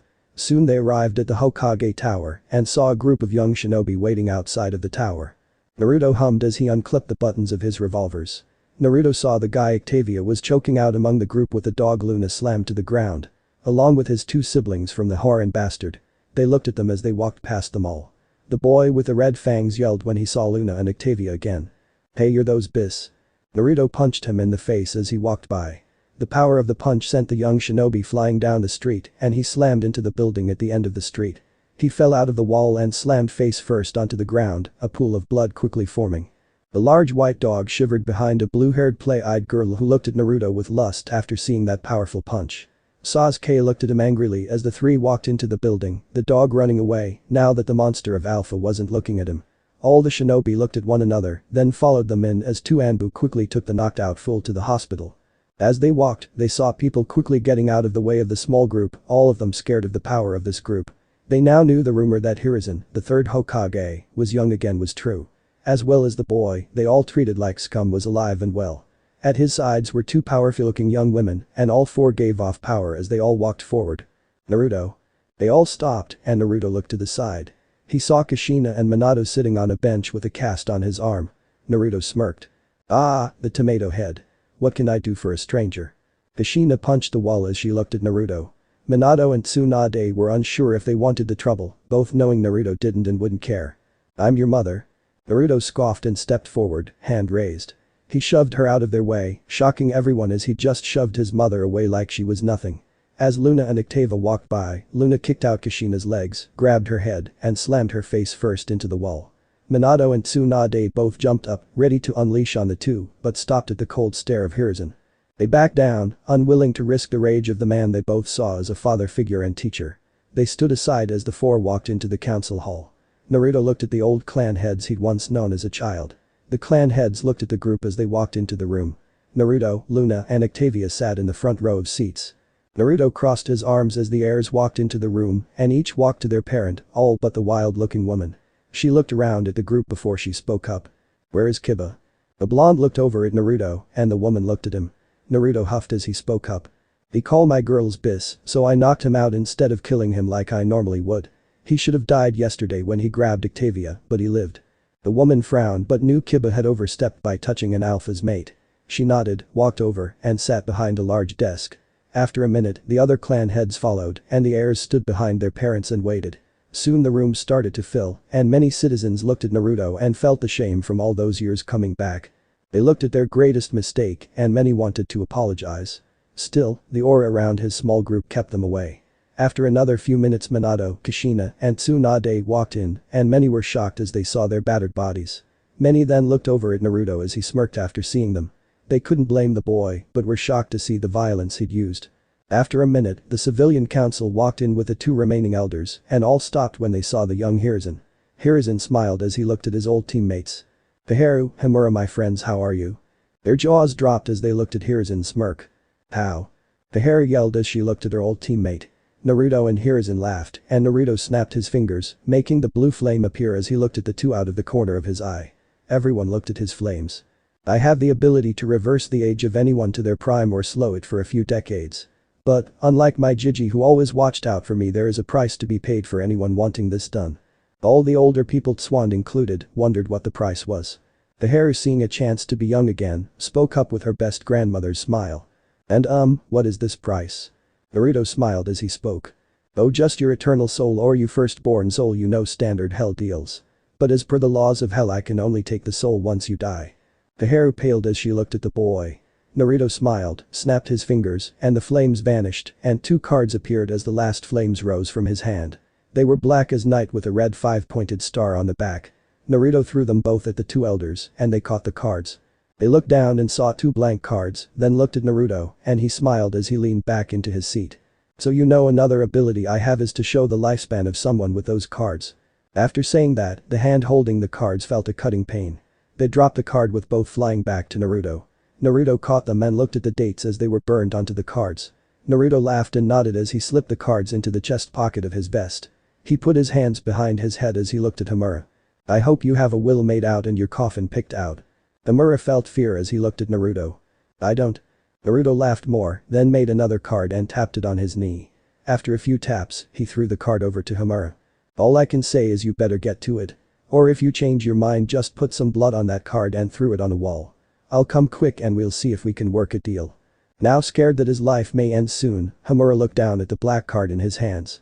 The card felt very heavy as he looked at it. But, too soon, Hiruzen told everyone to sit down, and Hamura sat down the card in front of him, fear still in his mind. Everyone looked at Naruto, but Koharu looked at the card in his vest pocket. She was afraid, knowing he saw how long she had to live. "Okay, Naruto's powers aside for now, I call this meeting to order." The Ninja Council and Civilian Council all looked at Hiruzen as he spoke. "First, I'm sure you all noticed that Danzo is not here. He has been killed due to treason against the village by disobeying my order to disband his rude ANBU. He has also sent who it said rude ANBU to kidnap children from Konoha clan and promising children from other villages." Hiruzen handed out the lists that were taken from Danzo's home. Everyone quickly reviewed the papers, many were outraged and glad he was executed. Soon the papers were back in Hiruzen's hands, and he spoke again. "Now on to the second matter. The return of Naruto as well as where he has been." Hiruzen then gave a brief explanation of how he was taken to hell. Climbed the ranks of demons, his current rank also as the two women at his sides. How he's fought in the Purge Day battles with other heirs to houses in hell. How he was the next Duke of Wrath in hell and how he was in the running for the crown of hell, much to his annoyance. At the end of Hiruzen's explanation, everyone was shell-shocked as they looked at Naruto. He's gone to hell, literally come back a living legend among its demons with two demon lovers and a chance to become the new king of hell. Minato and Kushina, along with everyone else now knowing much more, were shaken to know everything. Hell wasn't what they thought it was, and heaven attacked it yearly to destroy sinner souls. Everyone looked over at the wild-looking woman, and she felt her throat dry as she looked into Naruto's eyes. Fear crept up her spine as she looked into those blue eyes. She licked her lips, and it was clear to see she seemed a little scared. Can you please not kill my very stupid son the next time you see him? Everyone understood the fear in her voice. Kiba had touched the lover of a powerful demon and then insulted her to his face. He was lucky to still be alive. Naruto laughed as he sat up and spoke. Everyone gets 3 strikes, but he's on 2, so make sure he knows. She smiled and nodded before Loona spoke. I still say you should just kill the heirs alpha. This village treated you like trash, so I say end the bloodlines. It's not like it be the first time you've done it. How many house, noble clans are extant thanks to you? Naruto scratched his chin and then spoke. 20. No, 23. Hearing that, all the clan heads paled, then grew scared as Naruto looked at them. He looked them all over and smirked as he pointed at the Uchiha and Hyuga. Those two would fall the easiest. Over-reliance on their eyes and their strict belief in their fighting style make them weak against the weapons. His smile turned evil when he saw Hiashi about to say something. Plus, I've already fought souls with eyes like both of the clans and never once been bested in distance combat and even in trading blows at close range. The gentle fist is too rigid and that blind spot right in the back of the neck. Then the Sharingan weaknesses. Overuse leave you blink and unable to copy jutsu and they're useless against guns as once he had the shot you're already hit. Then the interceptor fist is easy to fight against. It's incredible weak against ground-based moves that don't let them move. Hiashi and Fugaku looked panicked as he knew their bloodline and weaknesses and their fighting style's weaknesses. Naruto smiled at the fear on their faces. You don't climb the ranks of hell by losing fights to wash out shinobi who couldn't get out of the unranky. Hiruzen seeing a chance, spoke up. Unranked. Octavia knowing more, spoke up. Unranked or no ranks are human souls that can't gain a rank from fighting in hell. In a word, they are the weakest of the souls in hell. Even the native demon of hell can kill them like a human stepping on a bug. They heard a loud humming for a second before Octavia started to talk again. In the rank system the lowest in rank 10 and the highest is the rank of 0. When you rank as a 10 it means you're just the run-of-the-mill demons almost always sit around a 10 to 9. It's like a civilian in your world system and I'll use your ranks to give as best a match as I can. 8 to 5 are like a genin. 4 is that of a chunin and 3 are the jonin. Loona and I sit at a 4 close to 3. 3 I guess would be the ANBU and low Kage level. Naruto himself sits at a 2-1 of only 9 in hell. Lord Hiruzen rank of Hokage would be the equivalent to Naruto. The ones you all call the sins as you know them are the ones. The only zeros are the royal family of hell. Everyone looked at them before a civilian member spoke up. So, are you two from one of these noble families or? Loona spoke up this time. Naruto and Octavia both come from what you people would consider nobility. I come from a working class home. Naruto being a duke-to-be makes his noble rank in this world the same as a daimyo and Octavia is lower royal princess that will in time come to be one of the leader of hell. The difference between Naruto fighting his way up is her blood comes from a line of demons that have served the royal family of hell for thousands of years. They are a high noble class, one of only 13 lower royal lines. Gears were quickly crawling up their spines. Everyone was starting to understand how much power Naruto had gained. Can I ask something, Naruto? Naruto looked at one of the heirs and saw a lady-looking man with his black hair tied up like a pineapple. He had on a chunin vest and black ANBU clothes under the vest. Naruto sat up, giving him his attention. Yeah, and what's the name of the first heir to have the ball to talk to me directly? Shikamaru Nara, and I was wondering something. Naruto nodded and Shikamaru walked out from around the desk. Naruto stood up and rested his arm on his sword but stayed relaxed. Shikamaru stood in the middle of the council room and sighed before he spoke. I just keep coming back to this in my mind. With all this power and this option to become the king of hell if you want. Why haven't you attacked or killed anyone that attacked you as a kid? Why only kill a few now that you're back in Konoha? Naruto smiled as the council and others started screaming for him to shut up and not ask questions like that.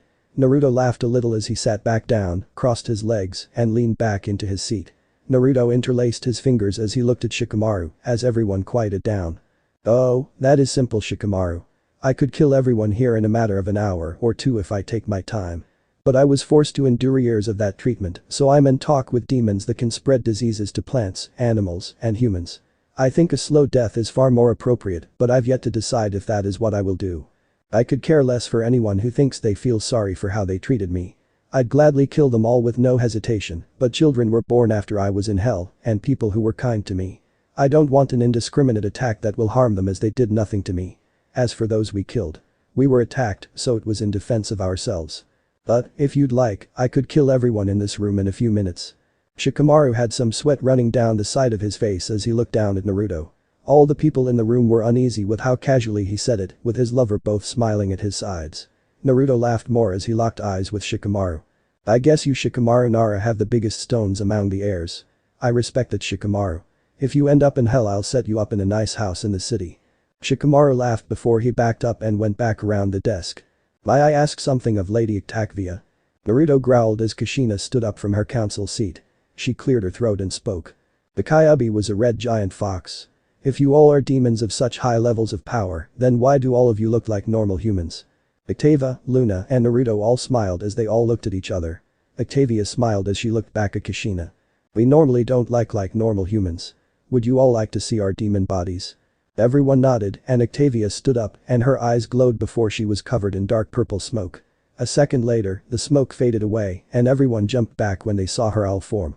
Her figure was much more filled out and she smiled as she looked at the scared people. I'm a celestial owl.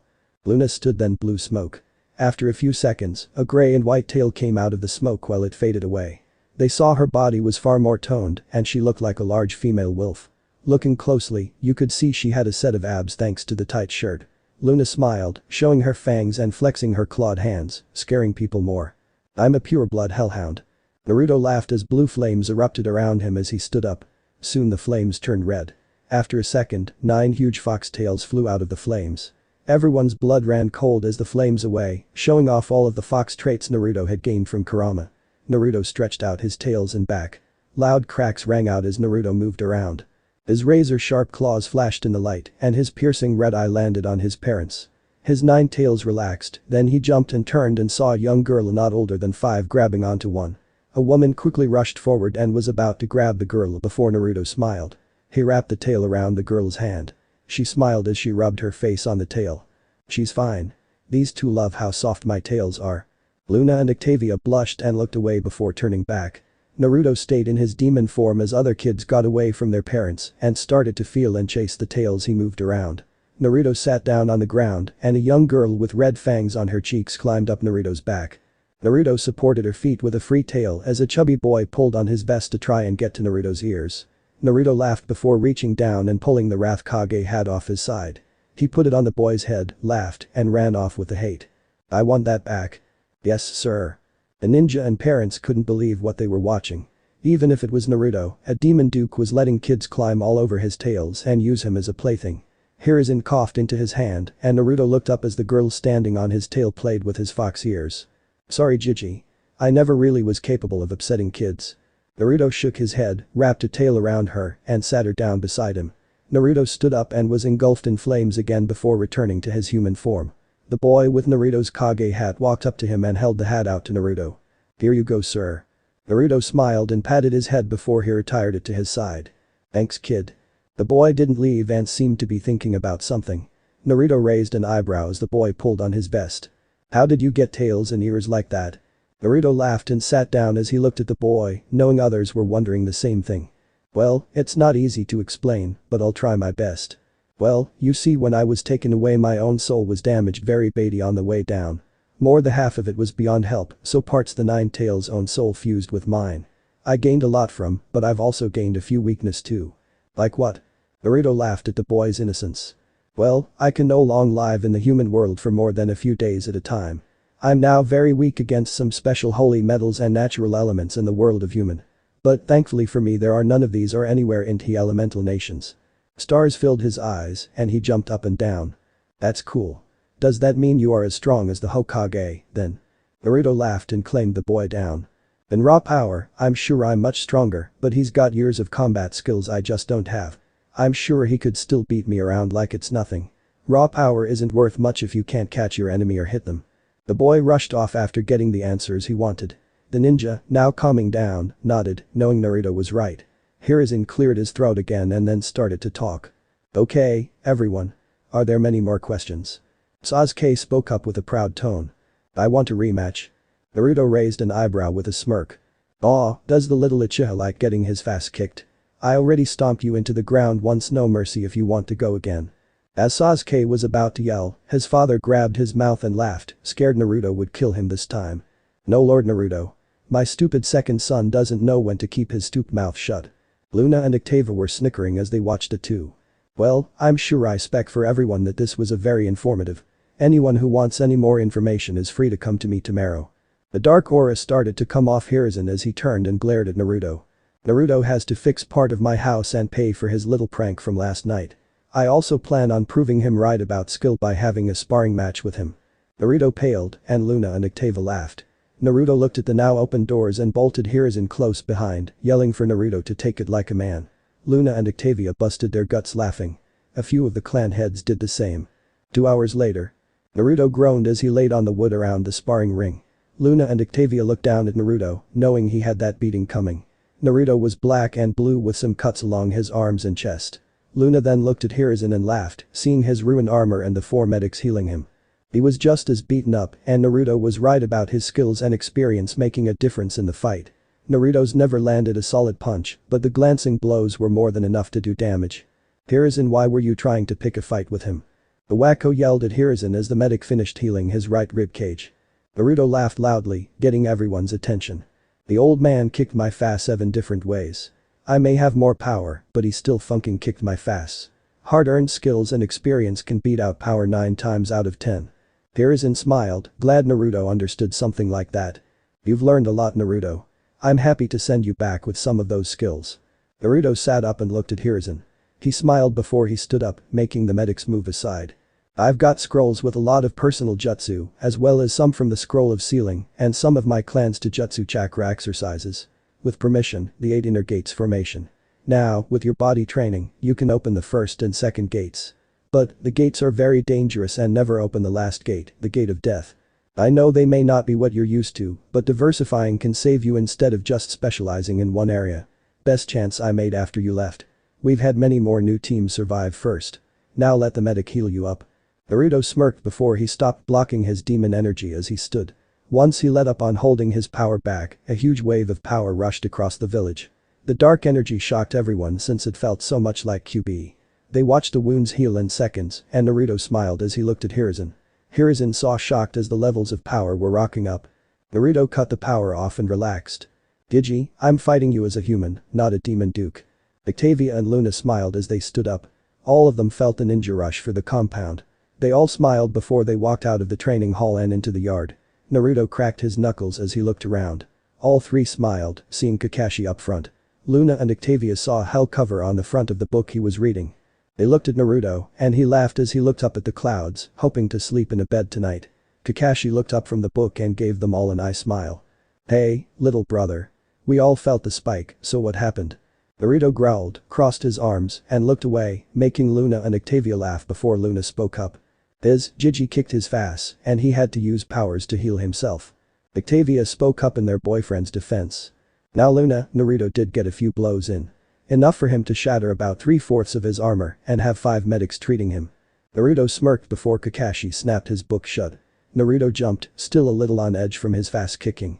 Kakashi looked at Naruto and laughed a little. He rubbed the back of his head as he looked at him. I promise I was holding back on the demon energy. I was fighting him as a human, not a demon duke. Kakashi nodded, then raised his hand as Hiruzen walked out. The ninja seeing their leader was fine, and the top jonin gave the all-clear sign they left. Naruto sighed before Kakashi walked over and wrapped an arm around his neck. Can I talk with you for a minute? Naruto raised an eyebrow before Kakashi quickly walked over to the stone wall. Kakashi held up his book. Is this a standalone or a series? Naruto hummed, then shrugged his shoulders. I can check, I just brought the top sellers. Hand slammed the shoulders of the 2 men, and they looked back to see Hiruzen. Hiruzen leaned in and spoke. I'd like some too. Naruto nodded, and the small group broke up. Kakashi rushed off, and Naruto walked back over to his girls. Hiruzen watched Naruto's back as he walked away from him. Hiruzen then looked at the sky as it slowly started to change color. He knew the time he had with his grandson was fading fast. Later that night. Naruto smiled as he looked up at the stars with Octavia and Loona. Octavia spoke up as she laid her head down on Naruto's thigh. The night sky in the human world really is something. Loona smiled and nodded as she rested her head on Naruto's shoulder. Naruto smiled as he reached around and his hands down both his backs. Sad we have to go back tomorrow morning. I'd like to see this more often. Naruto nodded at Octavia as she looked up at the moon. Hey Naruto. Naruto hummed as Loona spoke. What do you think will happen when we get back? You'll officially be taking your title of Duke. You're going to be really busy catching up on the old work. Gigi told me about a jutsu that may help with that. Naruto created 10 shadow clones. Octavia and Loona were shocked as they looked at the clones. Then they puffed away. These are shadow clones. They are solid clones and I get the information when they dispel. A few hundred clones for a few months I can catch up. I could also use the clones to deal with that princess. Octavia and Loona smiled at that. But Naruto looked up, fist clenched. Get down here, Jiraiya. Loona and Octavia got up as Jiraiya jumped down from the roof. The two looked at one another and Naruto stood up. Loona, Octavia, you go inside. I know what he wants and the best is to deal with this. Loona and Octavia looked at Naruto and then back at Jiraiya. Octavia spoke, her voice ready to jump at him. One hair out of place I will call my father and have the demon serving my house and we will burn the village to the ground. There are only a few humans we will let get close to I make myself clear. Jiraiya frowned, but after hearing everything from Tsunade. Jiraiya knew they would do it and knew Naruto had some of the powers of the 9 tails. Jiraiya sighed and nodded. We're going to the Namikaze compound about 20 minutes north of this compound. Octavia nodded and then they walked in, leaving Naruto and Jiraiya alone. Naruto looked into Jiraiya's eyes and crossed his arms. Jiraiya felt shame as he looked at Naruto. All the pain they'd left Naruto to and his time in hell had made him like this. Jiraiya was ashamed that he'd helped make this happen. Jiraiya wanted to try and make this right, if for nothing else, but to try and make it right. Naruto, for what it's worth we never wanted any of this for you. I'm sorry you were pulled to hell. Naruto held his hand up as he looked at Jiraiya. Naruto huffed and cracked his knuckles as he sighed. Jiraiya, going to hell was the best thing that has happened to me. Now, I know you heard a lot from the others. Let's just go and get this over with so I can come back to my girls before we go home. Jiraiya frowned at hearing that. Naruto, Konoha is your home. Naruto nodded before he pulled his combat gloves out and then put them on. We go and do this now or I go back into the house. Jiraiya raised his hands, knowing he was pissing off a powerful enemy fast. Okay, let move. Naruto nodded his head and Jiraiya started to walk. Naruto followed Jiraiya down the street. Jiraiya tried to get Naruto talking again. But Naruto had turned to a stone wall as they walked. But, once we got to the Namikaze compound Naruto cracked his knuckles as they walked through the gate. Naruto stopped when he felt the other clan heads in the airs. Naruto glowed and looked at Jiraiya. You didn't tell me the other clan heads and heirs would be here. Jiraiya laughed nervously as he rubbed the back of his head. I know you're angry, but please I didn't know about this. Naruto nodded his head as he turned around. No, funk this I agree to meet with those funkers who abandoned me. I'm not going in there with a bunch of funkers that I may kill to get out. I'm not bringing heaven down on me and my girls. Flaring earlier was bad inen. You don't want me to go on a killing spree. Jiraiya was becoming scared of Naruto. Jiraiya was also getting mad at his student for bringing these people here. Naruto shoved Jiraiya out of the way and started to walk away. Jiraiya raised a hand to stop him before the door opened. Naruto and Jiraiya looked back and Naruto saw his sister standing there. Naruto turned back around and looked at her. Meet alright. Yeah? Naruto crossed his arms as he looked at her. Look, you and your brother were not part of this intentionally. You have no dog in this fight and I don't want to kill you in it. If you want them to talk to me you and your family meet me at the top of the Hokage mountain in 20. Naruto went up in blue flames, leaving the two alone. The flames burnt out in the air. With Naruto. Hiruzen was discussing their plans with Loona and Octavia before blue flames burst out of nowhere. Hiruzen jumped back, ready to fight, but stopped as Naruto walked out with rage in his eyes. Loona and Octavia jumped up and went to comfort him, but he held a hand up as he sat on the edge of the wooden walkway. What happened? Octavia spoke in a kind tone. They tried to get me into the house with all the clan heads and the heirs.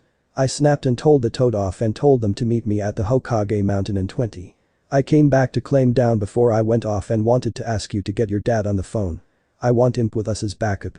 Maybe have them come will help and knowing your mom she could destroy them with a glare. Octavia nodded and laughed before she pulled her phone out and as she walked back into the house. Naruto sighed as he'd been nice to these people. He'd been polite and patient with their presence. Loona walked over and sat down behind Naruto and wrapped her arms around Naruto's neck. Loona pulled Naruto back and Loona ran her hands through Naruto's hair. Naruto, why are you so mad? Naruto sighed as he relaxed in Loona's hold. I didn't want to deal with them. But I allowed them to say their piece and they pulled something like they did. I should have just killed them earlier. Loona gave out a small laugh before they heard two portals opening. Naruto and Loona looked back at the humanized demons walking out of the portals. Stolas looked like a well-dressed nobleman. His skin was pale, and he had red glowing eyes. His hair was black with a slightly sharp face. At his side with skin like her daughter was Stella. She had long dark pink hair with 2 purple highlights down the right bangs. She wore a white dress with slits up her sides, showing her legs and hips off with a triangle over her impressive frieze to show off her light brown skin. She had on a pair of white high heels with a white lace bow tied around her neck. Her eyes glowed a light pink with black lipstick on her lips. Blitz, Millie, and Moxie walked out in demon forms, not caring about looking like humans. Naruto also couldn't help but see how hot Octavia's mom was in human form, almost as hot as her demon form. "Sugar, we're here to help." Naruto laughed at Millie's southern drawl as she yelled. Naruto stood up and cracked his neck. Naruto quickly gave them a rundown, and everyone was pissed. Blitz seemed more pissed than the others. Stella was the first to speak up this time. "Where are these funker? I'll scalp that whore mother of yours." Naruto smiled upon hearing that. "I do love the way you think, my dear Stella, but we can't kill them yet." Stella laughed, loving that dark and cruel tone Naruto was using. Loona and Octavia both like the tone he uses when he's getting back to normal. This was the powerful and commanding Naruto they knew and loved. Stolas was also proud of the man his daughter had chosen. "Alright." Everyone looked at Hiruzen as he spoke ANBU around him. "Everyone gather around, I'll take us there. Imp, I want you guys in the shadows ready to clear the field with me and the ANBU. Stella, Stolas, Octavia, and Loona are free to wait wood with Naruto. If Naruto trusts all of you, then that's enough for me." They all smiled and then gathered around the ANBU. Hiruzen grabbed Naruto's shoulder and they all vanished in a burst of speed. A few seconds later, they appeared on the top of the Hokage mountain. The Gosha family loved the view of the night sky. Hiruzen smiled before he jumped into the trees and, along with the presence of all the others vanished a few seconds later. Stolas spoke up after he was sure Hiruzen was out of earshot. "So that was the Jiji you always talk about with such joy, Naruto. I must say he's quite the fellow." Naruto laughed and nodded his head before he snapped his fingers. Blue and black flames erupted from the ground, flew into the air, and stayed there for a few seconds. Then they vanished, showing off a large black table with a large fox head engraved into the wood. The table was 4 feet wide and 15 feet long, with 5 black chairs on each side. Candles burning with normal flames sat on 3 candle holders along the length of the table. They all sat, and Naruto noticed Stella looking at him from the corner of his eye. Naruto also noticed Loona and Octavia scrolling through their hellphones. Naruto, knowing they still had a few minutes, spoke up. "Stella, I believe you wanted to talk about the money from the last hit." Stella smiled, a little more glad than she should be to talk with Naruto. "Yes, I have the cash put away, and with how things have gone, I'm guessing you're all coming back with us." "Yeah, but I have to go back to Jiji's house and get my bike and a few of our things we left there." Stella nodded, happy with the answer she got. They were left in silence as they waited for the family, who Naruto hated more than anyone. So this part ends here. I hope you guys enjoyed this video, so quickly like this video for second part of this series. And comment down below your thoughts about this series. And now it's time for me to go, bye.